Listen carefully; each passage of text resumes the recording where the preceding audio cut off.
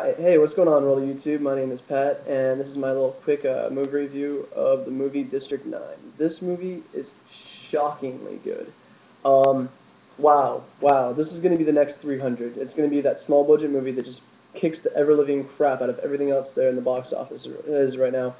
And, like, the movie's not flawless, it's not a perfect movie, but it's so high concept and rapidly refreshingly good that it makes it all worth it.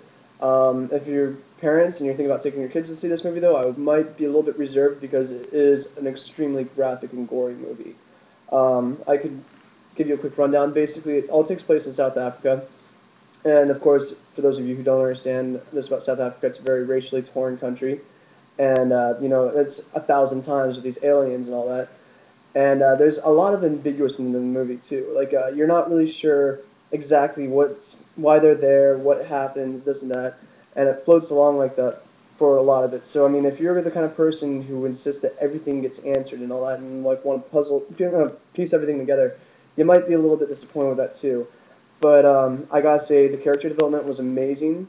The effects were not the biggest budget effects in the world, but they were done very competent. They were some of the most competent special effects I've ever seen in a long time.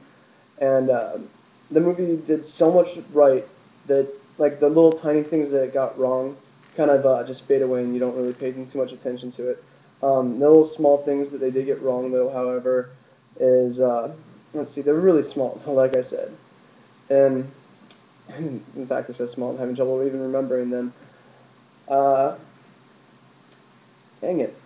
Yeah, okay, they overdid a lot of things. The director overdid a lot of stuff. Like there was too many shots where it was like blood splattering on the camera, like over and over and over again, like really tiny stuff. Like it was established in the very beginning of the movie that these creatures are completely capable of shredding a person to nothing, with their bare hands, and yet like through most of the movie, they're like, oh no, I'm completely defenseless. Like no, you're not. You could rip a person in half.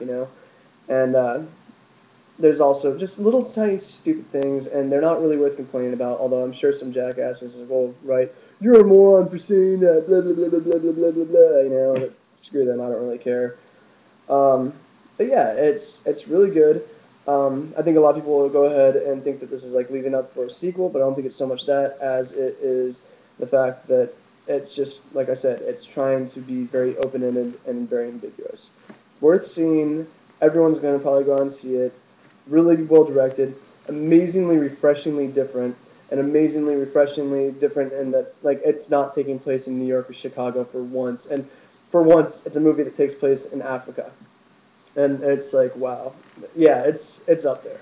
I would highly recommend this, and I that's about all I gotta say. Thanks for watching. Leave your comments.